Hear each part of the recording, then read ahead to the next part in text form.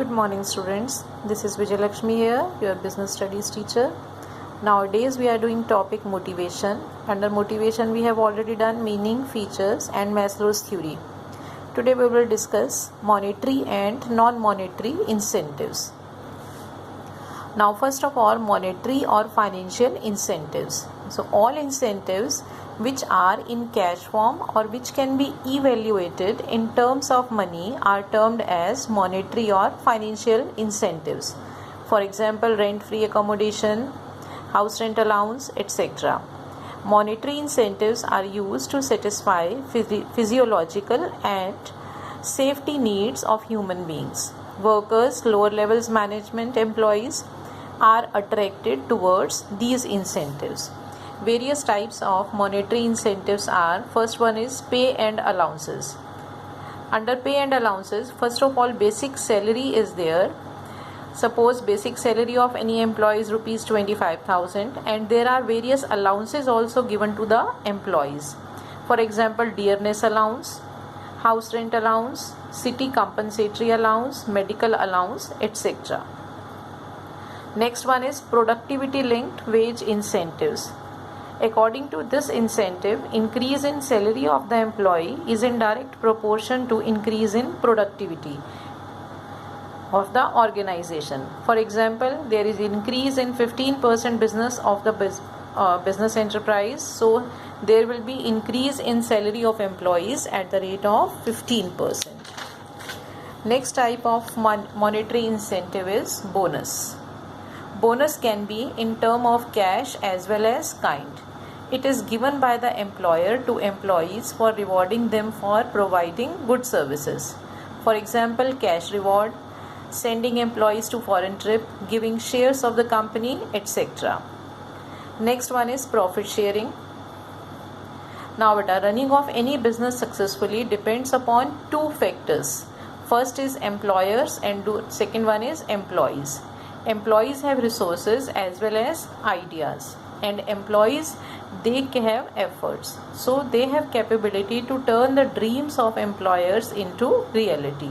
So whenever any business earns profit, it is sharing of both employers as well as employees. Whenever any organization earns unexpected profit, means more than expectation, additional profit is distributed among the employees and employers. This way employees feel motivated. Next type of monetary incentive is co-partnership or stock option. It is developed form of profit sharing. It is based on industrial democracy and workers' participation in management. Because under co-partnership or stock option, employees are given shares of the company. This way, one way they will be getting dividend on the shares. Second, they can sell their shares in the market and earn money. Third, they will be applicable to attend meetings of the company in which important managerial decisions are taken. Right? Next one is retirement benefits. Every employee is always worried about the security of his future.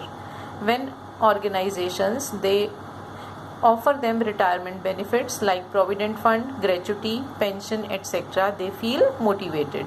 Provident fund is given by the employer and there is equal contribution of employer as well as employee. This amount is given at the time of retirement.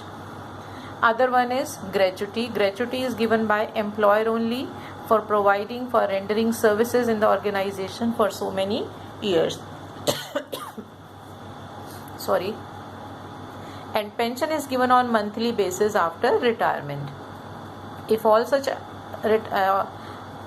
benefits are offered to the employee, they are motivated for working hard. Last one is perquisites.